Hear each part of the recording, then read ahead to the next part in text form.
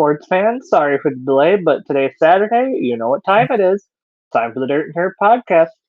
I'm your host, Tyler. Welcome. And joining me is Cat and Cobra. How we doing today? Wow. I'm sorry, guys. I'm a little tired this morning. How we doing today?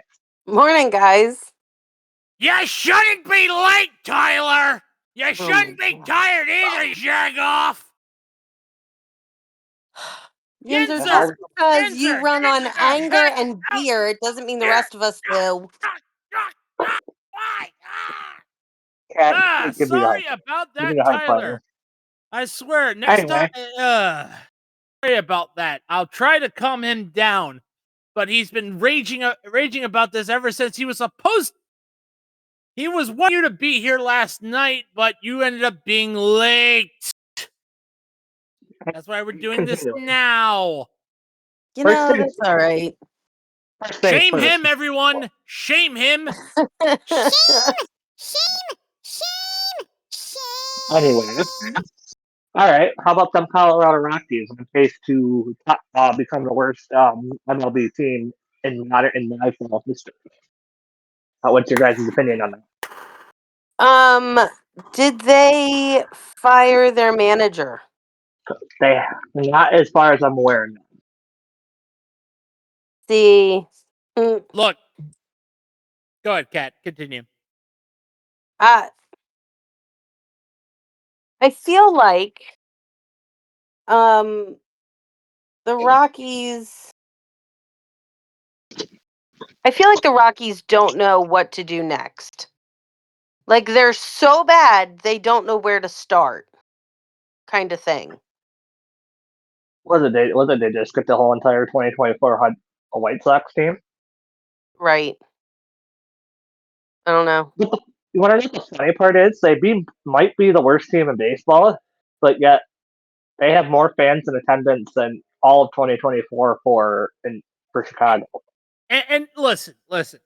And the worst part about it is, as I said, Kat, the Rockies don't know what to do. I mean, that's been that way since their expansion. All right, since they first became a franchise, they're the most ineffective, unsuccessful franchise in MLB history. Now, the only reason why I think they are a relevant franchise is because Coors Field is an absolute dinger fest when you go to home run derbies. Period. The Colorado Rockies. Hey, can I speak? Yes. The Colorado Rockies have not built a successful franchise at all. The fans love them, yes, but it's like the ownership wants to use them for a money laundering scheme. That's how I feel. Not, this is not fact, but it's how I feel. They just want to use the Colorado Rockies as a tax write-off and free weed.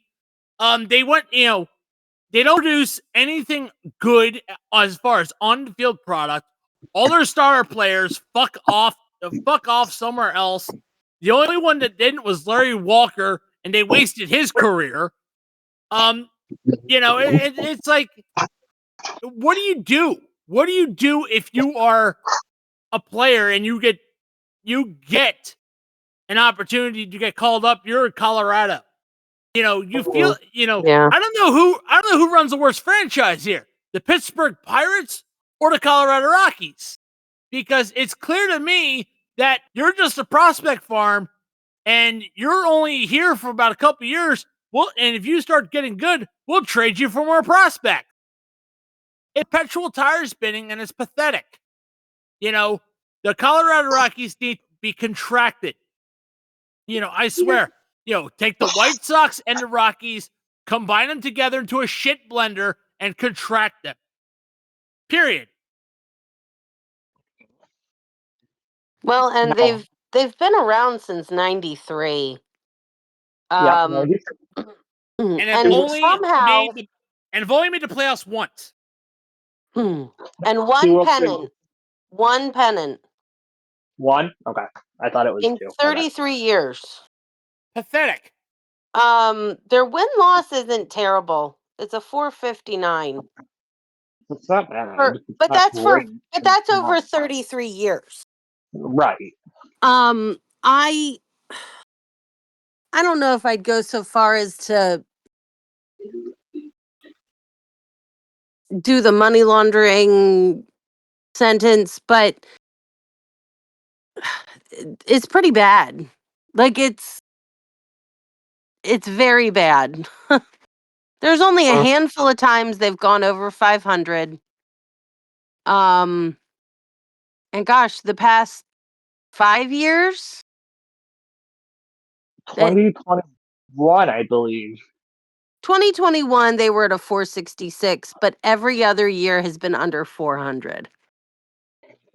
The past 5 years. Like that Sad. that is beyond concerning. hmm Now, can I speak real quick on this? Go ahead. Yeah. My personal opinion, they came out in '93. The original, I think it was Bud that actually initially wanted they wanted to expand into upper Midwest or upper Midwest area. They wanted a Mhm. franchise in Denver, just like NFL had the Broncos. They wanted that area because it's actually a pretty good. The team was good. It's actually a very good market. Same with Salt Lake City, having the fans in the upper Midwest, so they don't have to like choose between a California team or a Washington team, and they can have their own team, especially with Colorado being the way it is. Right. But but the manager, I think, have they had how many general managers have they? I haven't really looked at that. I don't know about that one. Um I was trying to I was actually trying to see that, and I don't know where to look for that.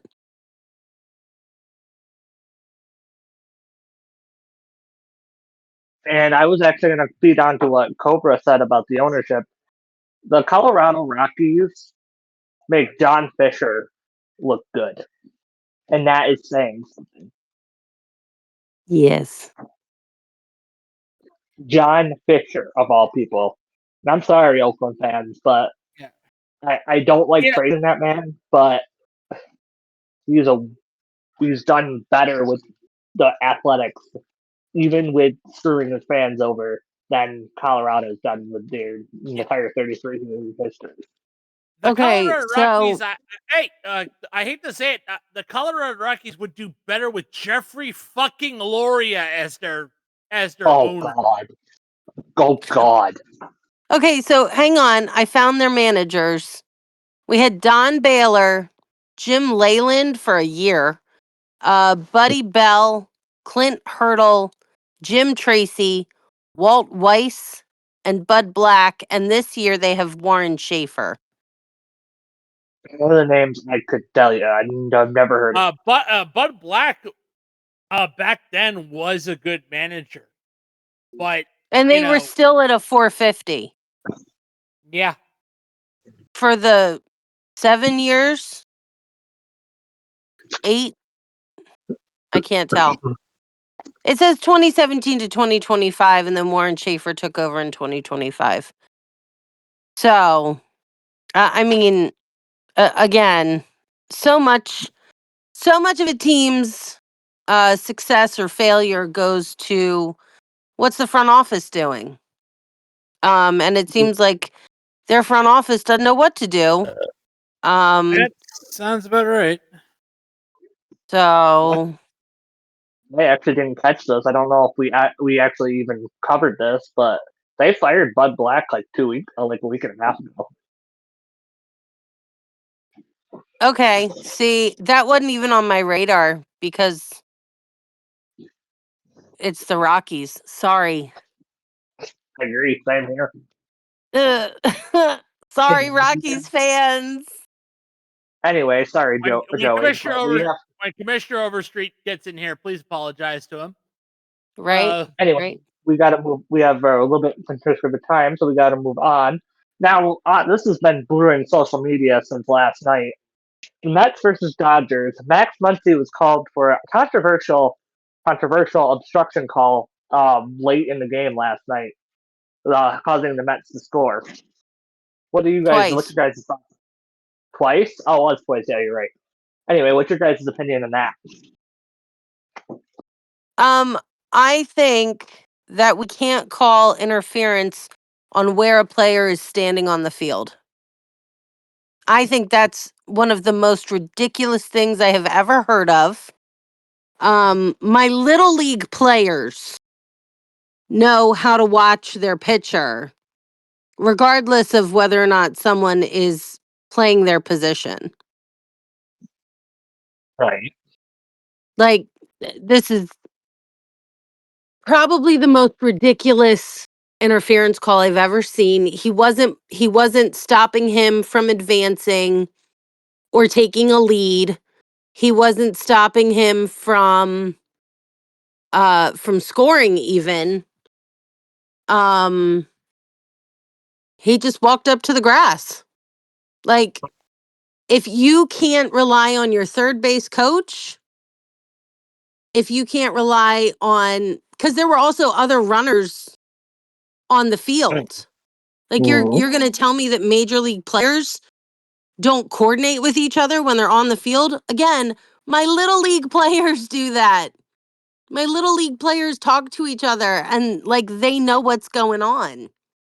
So you're Mm-hmm. telling me that major league baseball players who get paid millions of dollars can't figure out what's happening on the field between three of them? Come on now. Cobra, Uh, what's your opinion on this?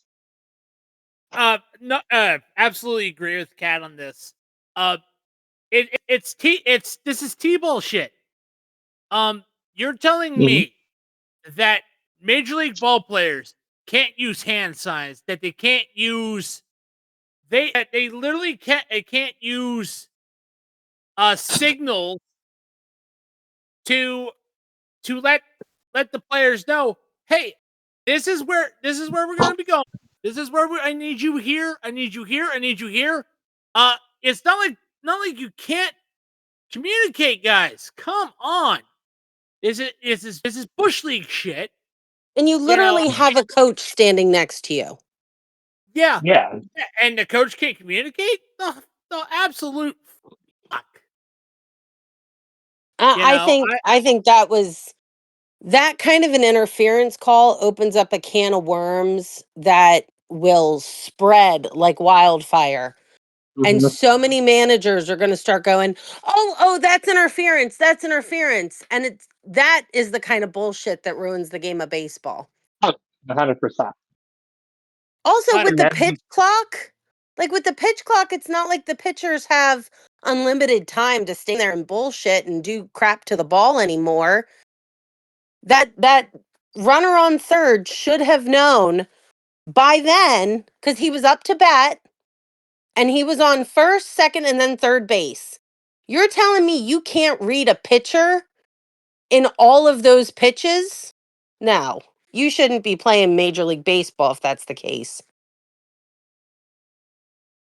now, now, hold on. I agree with you guys, but I don't think it was necessarily the players that called interference. I think the umpire thought, I think what umpire was assuming that he was blocking vision and called it. I think it's a bullshit call. Don't get me wrong. Right. I can 100% agree with you, but I think the umpire saw it as Max Muncy trying to block the thing. I can see where he's coming from, but it's just no. No. You, Well, and like,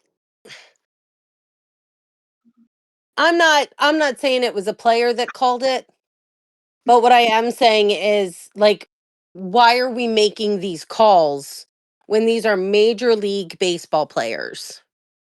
That's more that's that more that my line of thought. and now I was just now before we move on to the next thing, I was actually just rereading the rule of interference. If you don't, do you guys mind if I read it? But it's literally like a couple lines right here. No, go ahead. Okay, so the obstruction rule in MLB. Obstruction describes an act by a fielder who is not in possession of the ball or the fielding, that impedes the base runner's progress, which he wasn't. If the play is being made on the obstructed base runner, the ball is ruled dead, and the umpire can place all runners on the base he determines they would have reached without obstructed. The ball wasn't even in play yet when they called it. Right. Right. So, like, quite frankly, like, this is the kind of thing that I wish Major League Baseball would fine umpires for. That might sound a little harsh, but also this shit to bed before it becomes, another cancer in the It's game of baseball. unfortunately it's the umpires fall under the same category as NFL refs when they were openly rigging the game for famous fuckboy of Roger Goodell, Patrick Mahomes. They were doing that shit. They're doing the same shit here. Unfortunately, and this is getting way too out of hand. And Yeah. this is I obviously you can tell I'm getting excited for football. But at the same time, this is getting way out of hand. The umpires obviously are screwing the game up for future generations. Exactly. They're trying to make themselves the stars of the show. Let's call a spade here. They're trying to make themselves the star of the show. Angel Hernandez. It Yep. everyone remembers it. No one remembers a plain umpire, but everyone remembers Angel Hernandez. Right. Now there is an umpire who has been close to or has had perfect games called. And I wish I could find the Narrow it. Facebook post because he's incredible. He has such a good eye for the strike zone that the whatever it is, the sensor that reads the balls and the strikes, he is like one pitch from a perfect game. Totally ridiculous. In a good way. In a good way. And the guy's name's Mark Ripperger, or however you want to say it, and he did it last year. It was like, I believe it was a really, that was incredible by him. When we watched that, I'm like, wow. We need more umpires like that. Not just Yes. behind the plate, first Oh, base, or Mark Ripperger. infield. Yeah, Mark Mark Ripperger. Ripperger. Nick Lintz? Yep. Um, hmm. But there are only like a handful of umpires that really get celebrated for how they call a game, and I honestly think if we're gonna, you know, rotisserie style Angel Hernandez, we need to really boost up the umpires that do a good job. There's been two ever. Wow, rotisserie style. I never thought I'd hear that when it comes to Angel Hernandez. Like, Sorry. But that's funny.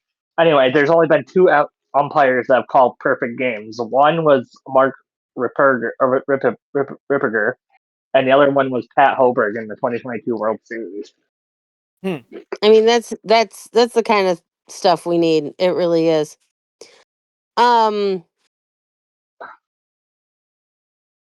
Anyway, Can we address the other elephant in the room on my favorite team? all right. Well, yeah. we can briefly discuss it before getting on to a disturbing topic. Anyway, we're going to move on to real quick to the Orioles firing Brandon Hyde. Kat, go ahead. It is your team. I am very torn on this. Let me just start with that. Brandon Hyde was manager of the year in 2023. He took this team to some really big heights in a very short period of time. he has been very good for this team. This year, we have probably as many injuries as we've ever had. And we've had to really dip into our B string players.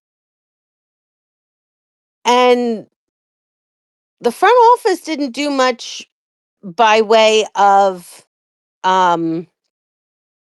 looking for pitchers. Now, I will also say there were not a lot of pitchers to be had. There just weren't.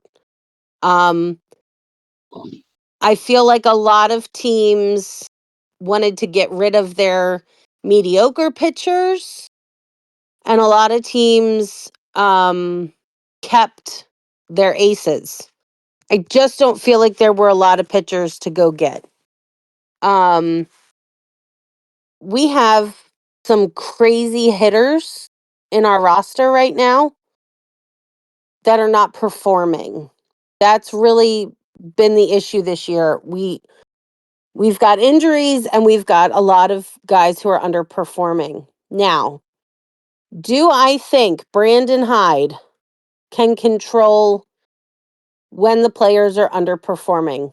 No. We can't control what other people do. We can only control ourselves. But also, do I think Mike Elias was finding a scapegoat? Yeah, a little bit. He wanted to CYA for himself.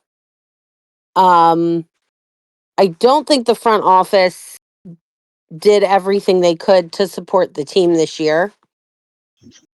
And I think Brandon Hyde is better at his job than people were giving him credit for. But when you don't have the players now, and then again, there are people that were like, he can't stick with a lineup. He puts guys in positions that they're not used to being in, blah, blah, blah, blah, blah. But again, my little league players can go from playing right field to catcher to second base to third base to left field. These are Major League Baseball players. Like, they all know the game. They all know what they're doing out there. So I think the Orioles as a whole need to figure out who are we going to keep for next year and who are we going to go after when they become available.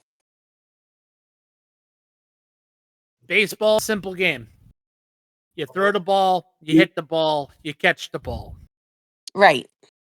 Now, Cobra, do you have any info on it? Because I really didn't really follow it. Do you have any input on that? Unfortunately, I do not. I don't. All right. Yeah. Anything No, else, Cap? that was my little soapbox. I love my Orioles. Everybody knows that. Am I disappointed in this season after all the success we've had recently? Yes, of course I am. But the thing about the Orioles for me is we don't go out to buy wins. We're not the Dodgers, we're not the Yankees. Sorry, Tyler. We're not the Mets. We're the Orioles, and I'd rather stay true to the team's dynamic and what the Orioles organization as a whole stands for. Now that doesn't mean that I want us to be in last place every year, obviously, but I also don't want us to turn into something that we're not. Yeah, you don't So, want to turn into plumbers and Make-A-Wish kids. Last thing before we move on to the standings and games of the week. This one's actually a pretty disturbing one. The safety concerns of MLB players by controversial fans. Now this is actually pretty disturbing. Cobra, I want you to go first on your thoughts about it because it's very disturbing of what fans are doing to MLB players. oh dear. Let me bring up this story.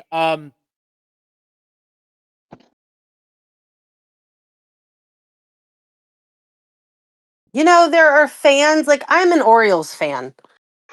And then there are insane people who make a sport or a team their whole personality, and when the team is failing, they feel like they are failures at life because they picked the wrong team, so to speak. And I feel like those people need mental health evaluations. I understand. I will say this openly. We on this panel, we are fans of baseball. We are fans of sports, but For we sure. never get so foamy in the mouth. Basically so rabid that we wish death upon any opposing player or opposing team, unless your name is Tom Brady, when you are playing.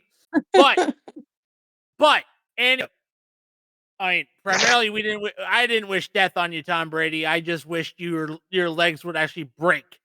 Which I currently wish that on Patrick Mahomes. Anywho, but and but I do say that death threats are a bridge too far when it comes to the fan. Way too far. Fan apathy. Fan apathy should only be reserved whenever politicians come to the game. We're looking right at you, Ted Cruz. But fan apathy should be reserved for freaking politicians. Because seriously, those motherfuckers ruin everything. And that's why they get into politics anyway, to ruin our lives. But sorry to get political on that, but yeah, like fans, you need to calm yourselves down. You're gonna ruin the sport for the rest of us to the point where we're not even gonna be allowed. We can't go to sporting events without looking behind a fenced off area. Right. Right. And then I'm not just talking about Major League. They would do it to the minor leagues. They'd do it to the Little League. Where you go to bring your kid to the game, and guess what? Oh, there's a cop there. He's got the metal detector wand. If you brought snacks to the game. Your backpack, the bag that you brought isn't clear. Right. Seriously. And Kat, I know that's getting a little personal on you, Kat, because you have little leaguers. You have little ones that actually actively are little leaguers. Yeah.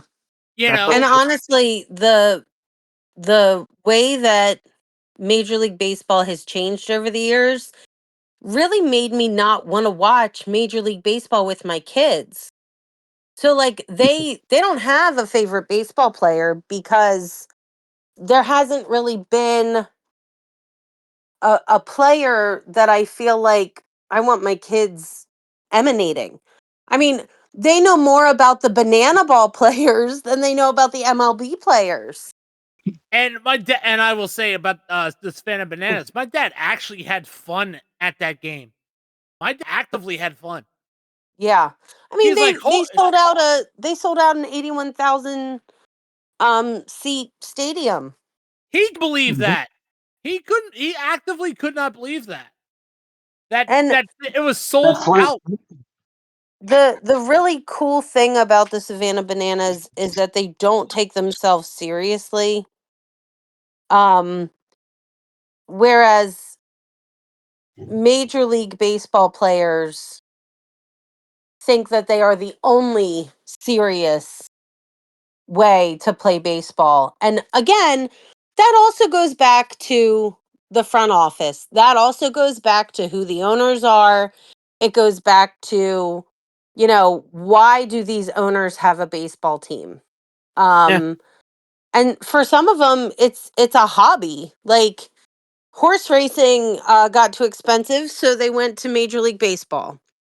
Yeah. And I don't think that's I don't think that's how baseball should be. Like, it No. has turned, so much has turned into a business where it's very impersonal, it's cold, and it's very transactionary. And I don't think that that's how baseball should be at all. No. Like, I don't think any sport is supposed to be transactionary like that. There's supposed to be a spirit of goodwill. There's supposed to be, you cheer on your team. And yeah, sure, you have rivals. Like, even my oldest, my daughter who plays little league, there are pitchers that she doesn't like to face. And she got a home run off of one of them. Gone forever, Aaron Hernandez. Sorry, to every home We're gonna run, get you gotta canceled have because the of you. obligatory gone forever, Aaron Hernandez. Right? But I feel like baseball needs to come back a little bit. Um, I don't see that happening either because of The uh money. the money. So You wanna add something? anyway, we went off on a whole tangent there. I am so sorry. We got like a couple more. We're gonna spend a couple more minutes. But I want to go off on a little tangent, and then we'll get into the thing. Now, my Go personal ahead. opinion, sports betting has been around forever. You can never not have sports, but once it became more accessible and more legal in more states, and you only have to be 18 to sports bet. It's not a casino, so that gives the access to more people to bet and use their money wisely.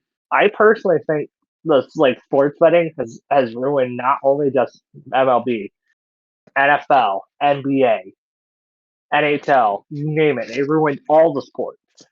The It has. only sports betting the only sports betting I think makes sense would only make sense because that's how it's always done. Is horse racing. Right. Is what? It's horse racing. Yeah. But I think Uh, sports betting. But like I said, but this is coming from all of us. Now, to our listeners, we do not condone death threats. We do not condone that kind of behavior. Absolutely Please not. respect. Please respect the game. Even Yinzer doesn't even go that far. You may be an angry old man, but he doesn't even not condone. old. How dare you say that? I'm not old.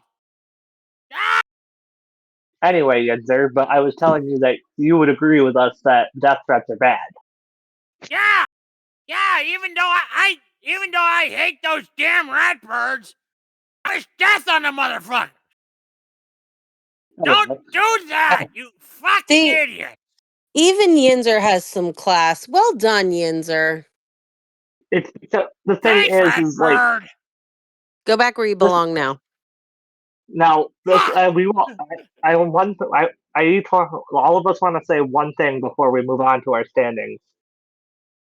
Be nice to people. Treat people how you want to be. Don't act like idiots. Just enjoy the Don't game. be a dick. Don't be a dick. Amen. All right, let's move on to the standings because we're getting caught in short on time. All right. Cat and Cobra than me. All Sweet. right. Cat, you got the AL East. All right, so the AL East is being led by the Yankees. They're at a very even 30-20 with a 600 win percentage. They are 7-3 of their last 10. They just lost to the Colorado Rockies last night. Boston, Boston is at 26-26 at 500. They are 5 games back from the Yankees. That is such a big second place gap right there. It's the biggest in all of baseball currently, and they are 4-6 in their last 10. Toronto's at 25-25. Again, we got a 500, 5 games back, statistically speaking, and they're 500 of their last 10. They're staying even, Steven. Tampa Bay's at 24-26 with a 480 win percentage, and they are 6-4 of their last 10. Baltimore, my lovely Baltimore, is 16-33 with a 327 win percentage. They're a lot of games back, and they are 1-9 in their last Oh 10. God. Anyway, Cobra, you got the Central. All right. So, the Detroit Tigers, the Detroit Tigers, 33-19, 635 win percentage. Hey, Detroit And isn't as bad as the Yankees and the Dodgers. Okay, like let's just remember no, they're that. not as They're a terrible. smaller team. And nipping right at their heels, the Cleveland Guardians of the Galaxy, 28-22, 560 win percentage, and they're only 4 games back. They are 5 of the last 10, so pretty even on that. However, the future home of Aaron Rodgers, the Minnesota Twins, are 28-22 as well with a 560 win percentage. Also 4 games back, but 8 of their last 10. They are surging hot. They are. Kind of on a little bit of a skid here. The Kansas City Royals, 28-24, 538 win percentage, and are 5 games back. 4 of their last 10, though. Ugh. And then finally, the previous worst team in MLB, about to break last season's record, the Chicago White Sox, 16-35, 314 win percentage, 16.5 games back, 4 of their last 10. All right, so we got the West. Seattle Mariners are leading the West at 29-21 with a 580 win percentage. They're 7 for their last 10. And the Houston Astros are 3.5 games back at 26-25, 510 win percentage. They're 500 in their last 10. The Los Angeles Angels are 25-25, 500 win percentage. 4 games back, but they're on the surge. They're 8 for their last 10. The Rangers are 25-27, 481 win percentage. 5 games back. They're 4 for their last 10. And they actually, surprisingly, this is actually a very competitive division. And I'm still going to call them Oakland. I'm going to call them Oakland. Oakland Athletics, 22-30, 423 win percentage, 8 games back. Wow. They're 0 10. They're 0 for their last 10. Wow. They had a strong start and they decided to shit it like that. Wow. All right. NL East, Cat. All right, we got Philadelphia at 33-18 with a 647 win percentage. They have 9-1 for their last 10. The New York Mets are 30-21 with a 588 percentage. They're only 3 games back, and they are 4 out of their last 10. The Atlanta Braves are 24-26 with a 480 win percentage. They're 8.5 games back, and they are 500 in their last 10. The Washington Nationals are 23-28 with a 451 win percentage. They're a kind of rough 10 games back, and they are 6 of their last 10. And Miami is sitting in last in the NL East with 19-30, a 388 win percentage, and they are 13 games back with 4 out of their last 10 being wins. Oh, you get to choose which one you want to do. Which one do you want to do? Take the Central. Actually, no. Uh, I'm going to take the West. Because I need to dear. talk about famous responsible gamblers, Shohei Ohtani. And the Tyler, don't give Dodgers. him options. Yep, I'm going with the Dodgers. Yeah. Yep. Led by famous responsible gambler, Shohei Ohtani. 32-19, 627 win percentage. Then, of course, the gay people! Yay, gay people! The San Francisco somebody Giants, cancel. 30-21, 588 win percentage and 2 games back. 6 of the Cobra last can't 10. Cobra can't do the West ever again. Fuck you. The San Diego Padres, enemies of PETA, 28-21, a 571 win percentage, 3 games back. At their last 10. Don't do steroids, Fernando Tatis. Yeah. Then, of course, the Arizona Diamondbacks, 26-25, 10 win percentage, 6 games back, 5 of the last 10. and more people pissed in the pool again. And of course, the Colorado Rockies. The shitty team in the MLB. Smoking that good stuff. 9-42. 176 win percentage. 23 games back. 2 of their last 10. And that leaves me with the Central. You got the Chicago Cubs, 31-20 with a 608 win percentage, 8 for their last 10. Cardinals are on their heels at 20. That's gonna make Keith laugh, by the way. I'm just trying to die laughing. I don't know about Cat. Oh my gosh. Anyway, the Cardinals are right on their heels at 28-23, 549 win percentage, 3 games back. They're 6 for their last 10.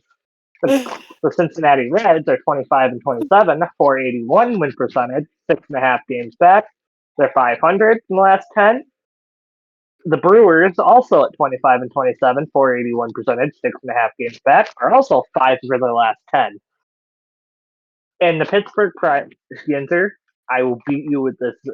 I will beat you if you speak. The Pittsburgh Pirates, 18. You do not talk about Stellars. Baseball, Ginter. Baseball. Cat, give me the high player. I'm going to take you down the street with this thing, Ginter. Anyway, 18-34, 346 win percentage, 13.5 games back, 4 for their last 10. Now, let's finish up with our games of the week. And since 3 of us, we each get to pick 2. We're gonna go with Cobra, that Cat, and me. You know what? I'm gonna actually start with the Diamondbacks and Cardinals. They are playing at 2:15 p.m. Tonight. So that's gonna be interesting. And I have the Giants and Nationals. Just because that's a good one. Yep. I'm going with Giants and Nationals primarily because of Brittany. Yes. Okay. How about you, Kat? Pick 2. Definitely going with the Orioles, Red Sox, and hang on. I got to get back to it because I clicked on a team. Oh, I kind of want to see what the Brewers in Pittsburgh do. I actually have 2 divisional matchups. I personally am going with Mariners and Astros and Dodgers and Mets. Nice. Or not divisional match. Well, divisional matchup for one, and another top clash of the top teams in the NL, Dodgers and Mets. All right, that's all we have for tonight. Our sponsor. Thank you to our sponsor tonight, Century Lick PC. Nice. All right, don't forget to check out our other podcasts. We have the Hard Count coming back in August. We also have Passing the Pigskin coming in August as well. We also have Biscuits and penalties for hockey. We also have Lap Down for racing, for all those racing fans. And we Social also have Slam podcast for wrestling. All right, guys, and always remember, play ball. Play ball, everyone.